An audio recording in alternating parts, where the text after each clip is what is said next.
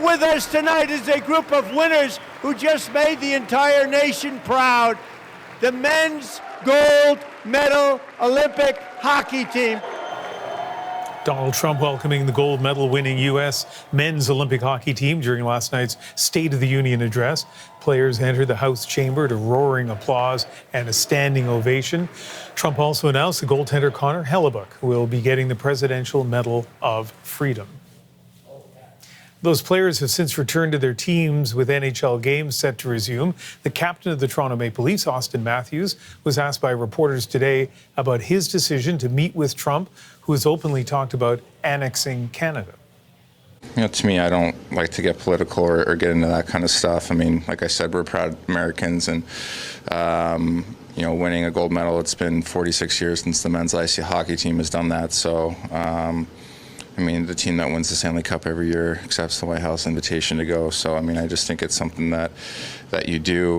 Hopefully something like this will, you know, hopefully bring more unity to the country and stuff like that. But, I mean, for us, you know, we believe it's a great honor no matter who's in office. Matthews was also asked about Trump's call to the American team after the victory. You probably have heard that during the phone call, which went viral on social media, Trump invited the men's team to the White House and joked about needing to invite the women's team as well so he doesn't get impeached. Several players from the men's team can be heard laughing at those remarks. Matthews called that incident unfortunate and says the men's players support the women 100%. Our next guest says the U.S. men's team was forced to choose between team and country last night in some cases, and that NHL schedule makers are to blame. Michael Traikos is an editor at Canada-based magazine The Hockey News, and he joins us from Newmarket, Ontario. Michael, what was going through your mind as you watched those players filing in to the White House yesterday?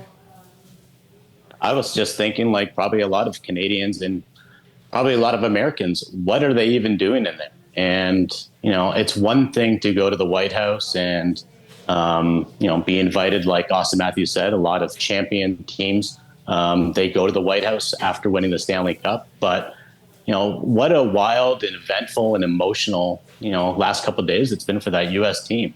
You know, they won gold on Sunday, doing something that we haven't seen from an American team since 1980. So all full marks for wanting to celebrate. But 3 days later, they're back on the ice, and Austin Matthews is playing tonight.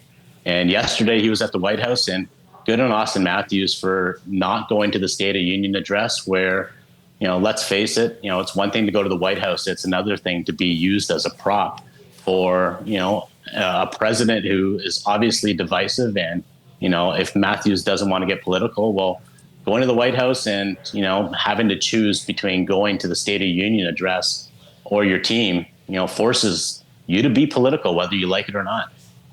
And adding to the complication is the fact that Austin Matthews is the captain of the Toronto Maple Leafs. And so I didn't see what happened at the beginning of the game tonight, but I just wonder what it's going to be like for some of these American players to come back to their Canadian teams, you know, and will the fans celebrate the gold medal? I mean, I kind of think that they won't, but what's your sense of that? I hope they do. And, you know, it is unfortunate. And here we are, you know, we're days away from them winning gold, which was, you know, let's face it, whether you're a Canadian or American, you had to appreciate the skill that was on display in that gold medal game. It was arguably one of the best games we've seen in a generation of hockey. And what we should be talking about today is that game. And, you know, we should be talking about Connor Hellebuyck, not forgetting a Medal of Freedom, but for just being, you know, or putting on a performance that we've never really seen by a goaltender before. We should be talking about the Hughes brothers and the Kachucks. And, you know, we should be, you know, talking about how the U.S. team had a really great touching and emotional moment by bringing out Johnny Gaudreau's two children. And this coming after, 2 years from when Johnny Gaudreau was, you know, tragically taken from us in a drunk driving accident.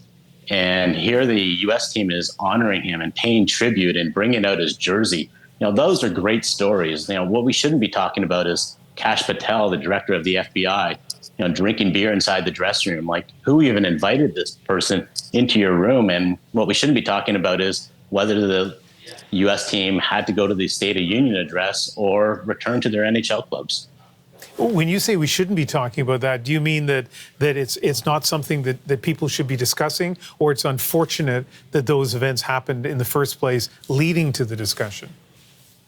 The U.S. team should never have been put in this position where they had to, make this decision. I'm saying, it's unfortunate that we are talking about it because, there should have been a grown-up in that room saying, now is not the time to visit the White House, especially after what you said and, brought up the fact that, they're joking about that U.S. team. Well, that U.S. team, has a mom on it who is the mother of the Hughes brothers, Ellen Hughes, one of the most decorated U.S. hockey players. And, huge news about the role that their mom had played in their lives and the role that their mom's playing in the women's U.S. team. And they are nothing but proud, but how it gets skewed now, and unfortunately, is because of that fall. And like I said, this was whether you're Canadian or American or born anywhere else, it's hard not to celebrate what the U.S. team did on the ice and just how difficult it was. The 1980 team was dubbed the Miracle on Ice. Well, this team, in beating arguably the best Canadian team that we've ever seen, achieved a very similar miracle. But again, it gets tainted by, some poor decision-making by the grown-ups in the room. Yeah, one last thing. In a divided world politically, there are people who are enraged. I see them on social media with the U.S. men's team. But then there are other people who say, stop making this political. And yet I saw at least one of the American players wearing Make America Great Again hat.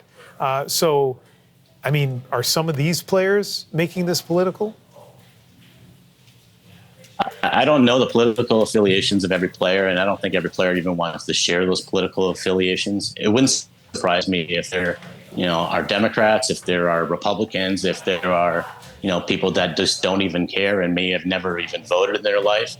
I'll just end with one thing. 1980, I don't remember the U.S. team being invited to a State of Union address. And again, it's one thing to say that you're not political, but when it gets thrust upon you at a time where, for Austin Matthews and Connor Hellebuyck and a lot of players, their focus now is on the NHL and the NHL season. And unfortunately, they ended up having to go places where they probably shouldn't be going. They should have been resting because, playing 6 games in 11 days is tough, especially for how physical and emotional that Olympics was going into the thick of the NHL season where the stakes are even higher, arguably.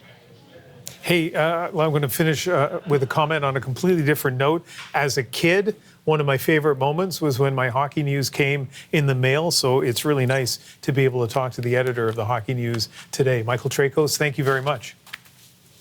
Thanks so much for having me.